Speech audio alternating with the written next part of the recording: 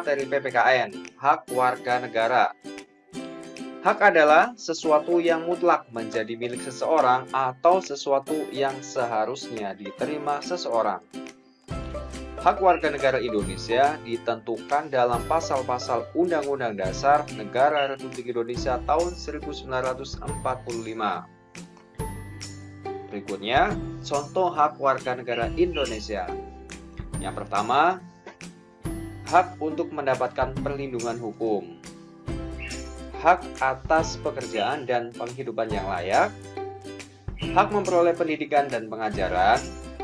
Oh ya, saat ini kalian yang sedang duduk di bangku sekolah dasar ya, pendidikannya itu gratis ya, semuanya sudah ditanggung oleh pemerintah. Selanjutnya adalah memiliki kedudukan yang sama di mata hukum dan di dalam pemerintahan. Yang kelima adalah kebebasan memilih dan memeluk serta menjalankan agama dan kepercayaan yang diyakini. Dan yang keenam adalah mengeluarkan pendapat secara lisan dan tulisan sesuai dengan undang-undang yang berlaku. Kemudian masuk ke materi bahasa Indonesia, yaitu teks non-fiksi. Apa sih teks non-fiksi itu? Teks non-fiksi adalah teks atau tulisan yang dibuat berdasarkan fakta, realita, atau hal-hal yang benar-benar terjadi. Berikutnya, setiap paragrafnya terdapat gagasan utama. Gagasan utama adalah suatu gagasan atau ide yang sedang dibicarakan atau dibahas dalam sebuah paragraf. Gagasan utama disebut juga sebagai gagasan pokok atau pikiran utama, atau pokok pembicaraan, atau pokok pikiran.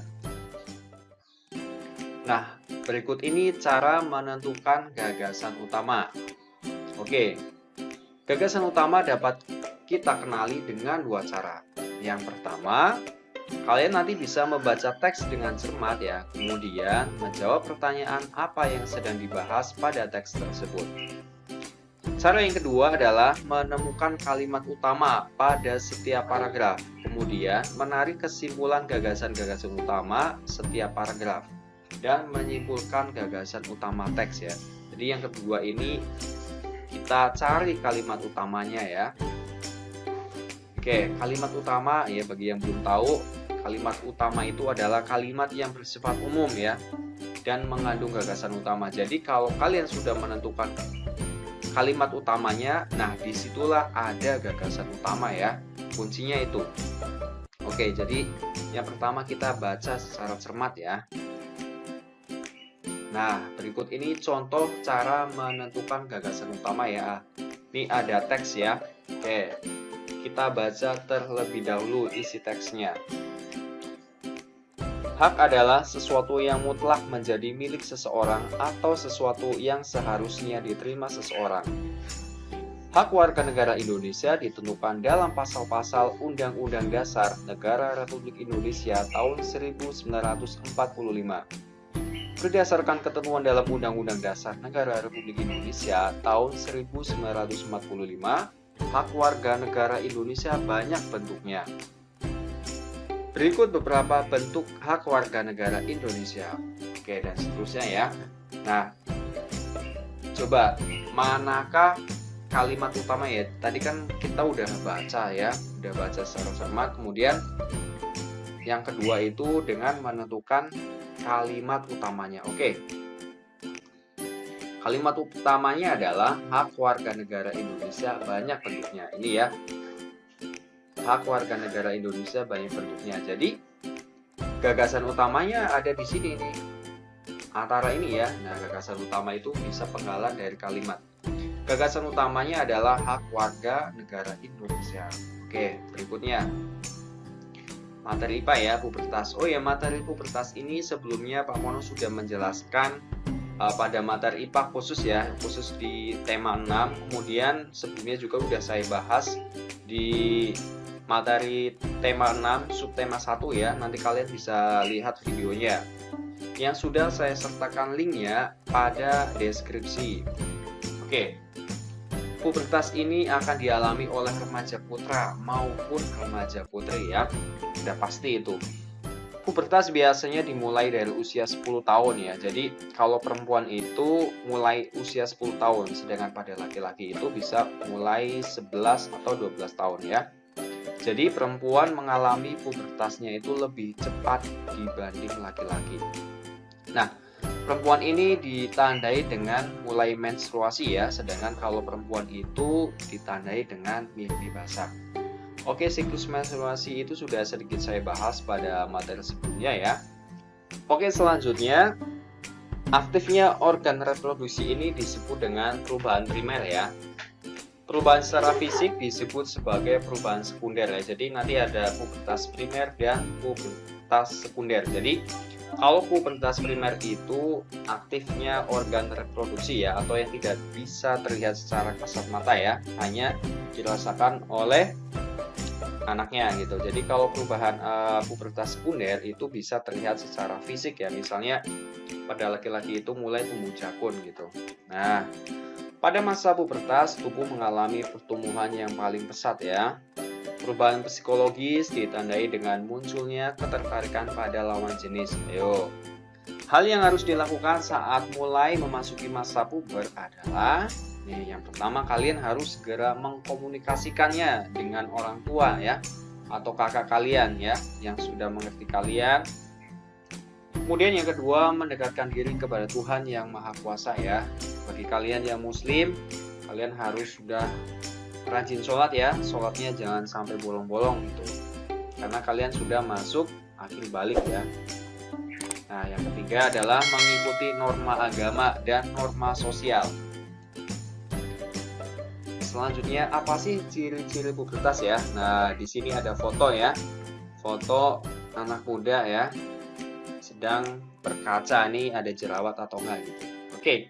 Ciri-ciri pubertas pada laki-laki. Yang pertama ini tumbuh rambut halus pada ketiak ya. Kemudian tumbuh jakun di leher ya. Kemudian ketiga suaranya membesar.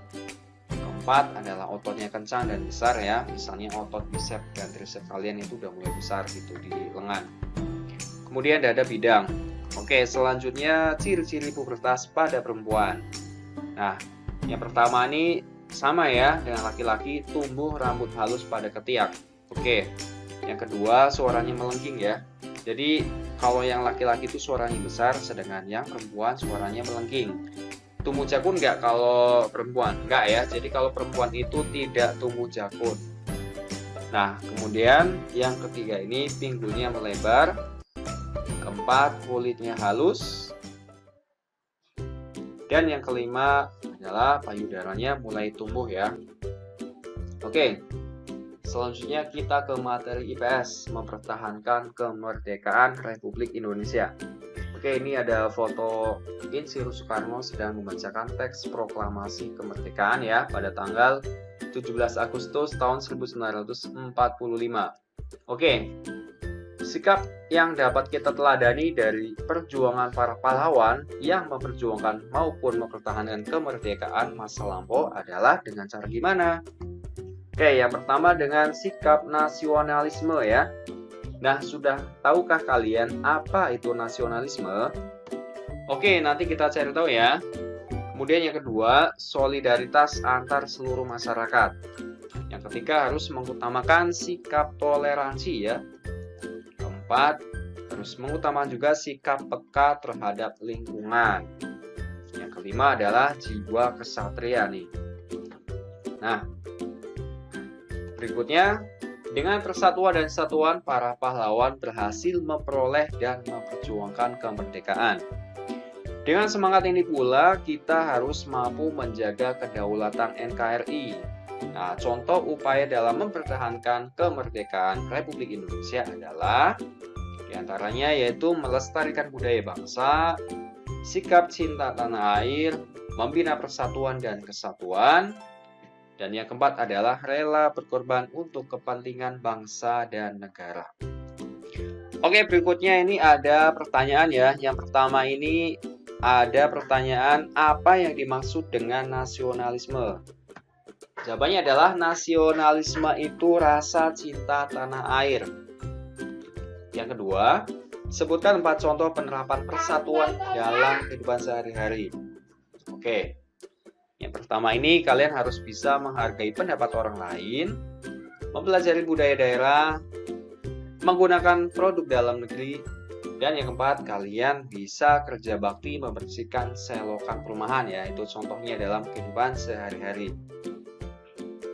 Nah, ini dalam materi yang terakhir yaitu materi SPDB ya, yaitu tari kreasi daerah. Nah, ini ada tari apa nih? Oke, pada gambar ini ada tari kuda kepang ya. Tari tradisional adalah tari khas masing-masing daerah dengan berbagai filosofi yang terkandung di dalamnya. Contoh tari tradisional beserta asalnya adalah nih, yang pertama ada tari kuda kepang ya dari Jawa Tengah nih. Contoh tari kuda kepang seperti ini. Kemudian ada tari reog yang terkenal itu ya dari Jawa Timur. Yang ketiga ada tari piring dari Minang, Sumatera Barat. Yang keempat ada tari jaipong ya, yang asalnya dari Jawa Barat. Yang kelima ini ada tari saman, berasal dari Aceh. Nah, jenis-jenis tarian apa aja sih? Oke. Yang pertama ini ada tari kreasi daerah ya, atau tari tradisional. Tari ini merupakan tarian yang dikreasikan baik dari segi gerak, bentuk, komposisi maupun aspek lain, tapi masih dalam konteks tarian tradisional. Oke, yang kedua ini ada tari kreasi modern. Oke, merupakan jenis tarian yang tidak memiliki aturan baku, diciptakan sesuai dengan perkembangan zaman.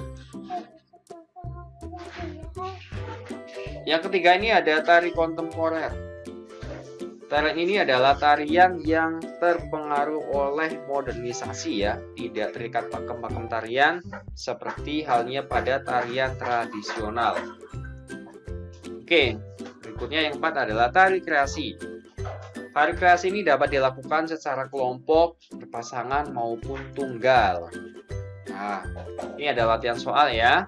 Jelaskan pengertian dari tari kontemporer dan berikan contohnya. Jadi, tari kontemporer adalah tarian yang terpengaruh oleh modernisasi, tidak terikat pakem-pakem tarian seperti halnya pada tarian tradisional. Contohnya adalah ada tarian barong-barongan, ada tarian carira, dan lain sebagainya. Oke, sebutkan tarian tradisional beserta asal daerahnya nih. Yuk, nih, pertama ini ada dari daerah Jawa Timur ya, tadi sudah sedikit kita bahas, ada tari Ponorogo dan tari Gandrung. Yang kedua ini dari Jawa Tengah ya, ada tari Gambyong dan tari Lengger. Nah, yang ketiga ini dari Jawa Barat, itu ada tari Merak dan tari Topeng. Oke, demikian video pembelajaran kali ini. Semoga bisa bermanfaat ya. Bagi kamu yang belum subscribe, silakan subscribe sekarang juga dan like videonya. Terima kasih. Assalamualaikum warahmatullahi wabarakatuh. Tetap semangat. Bye-bye.